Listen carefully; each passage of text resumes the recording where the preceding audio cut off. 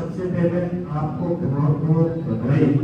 आपने अपने जिस भी एग्जाम में जिस भी क्षेत्र में एक अच्छा मुकाम हासिल किया, उसकी बदौलत आज आपको यहाँ पे आने का मौका मिला, यहाँ पे आपको मिला। तो आप सबकी बहुत बहुत बधाई की बात है। जो आयोजन जिन्होंने किया वो सब बधाई के बात में। आपको मैं एक चीज बताना चाहूँ, बच्चों से मैं बात करना चाहूँगा। यहाँ पे जो मंच के इस तरफ बैठे हुए हैं, जो हमारी बहनें हैं, हमारे बुजुर्ग हैं और हमारे साथी हैं, उनको क्यों बुलाया गया है?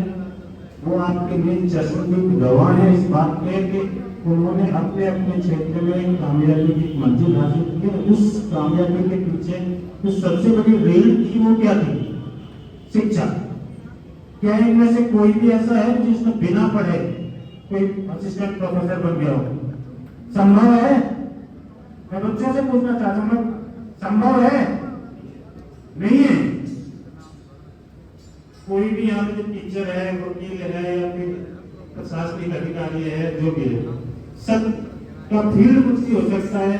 बेस क्या था? एजुकेशन। ठीक है।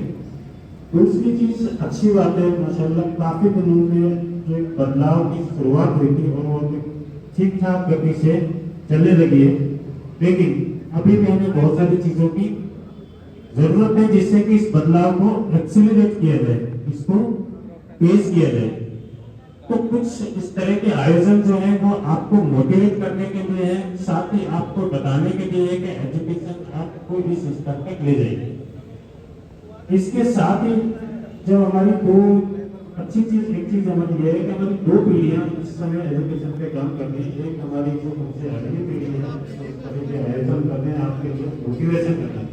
एक पीढ़ी हमारी है जो अपने अपने स्तर पे जो बड़ा फंक्शन नहीं है उनको कर पाते, लेकिन इसके साथ कदम से कदम मिला के अपने अपने क्षेत्र में अपने अपने एरिया के हिसाब से वो बच्चों को मोटिवेट भी करते हैं, मदद भी करते हैं।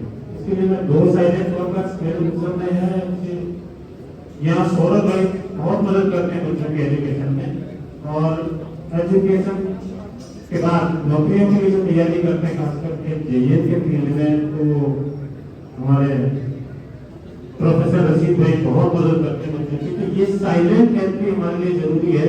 हम सभी, मुझे मौका मिले, मैं अगर 4 बच्चों की हेल्प करता हूँ, उनको भले मोटिवेट करता हूँ, तो जरूरी नहीं है कि हेल्प का मतलब सिर्फ पैसा है।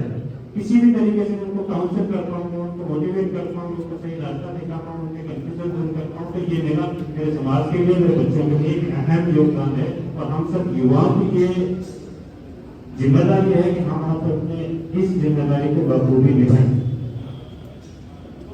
तीसरी चीज जो मैं कहना चाहूंगा कि आपको एक आपके रास्ते में एक आपको छोटी सी मंजिल मिले कि आपको 70% है, आपके 80% है, आपके 90% है। ये एक पहचान है इस बात की कि आपके अंदर कैलिबर है, आपके अंदर क्षमता है, आप कुछ अच्छा कर सकते हो, आप कुछ बड़ा कर सकते हो।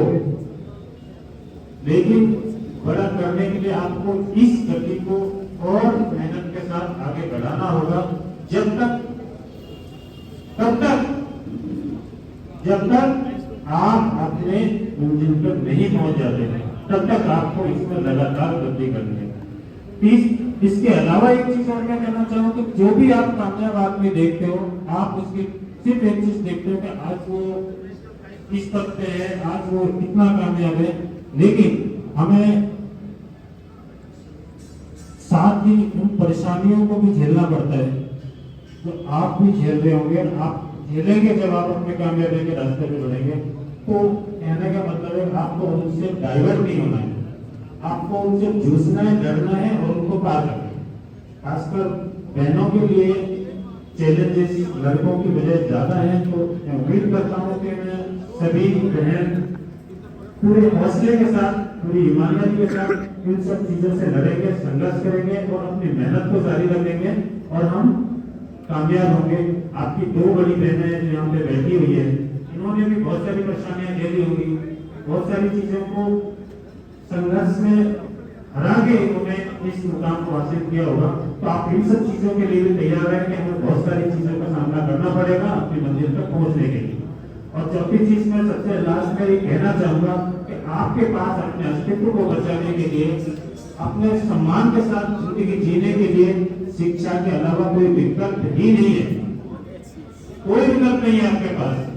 आपको करना होगा, आपको पढ़ना होगा। अगर आपको अस्तित्व बचाना है अपना, आपको अपने सम्मान के साथ जिंदगी जीनी है तो पढ़ना होगा। और सिर्फ नहीं पढ़ना होगा, हमें गुणवत्तापूर्वक पढ़ना होगा। जो हम पढ़ रहे हैं उसमें हमारी क्वालिटी होनी चाहिए।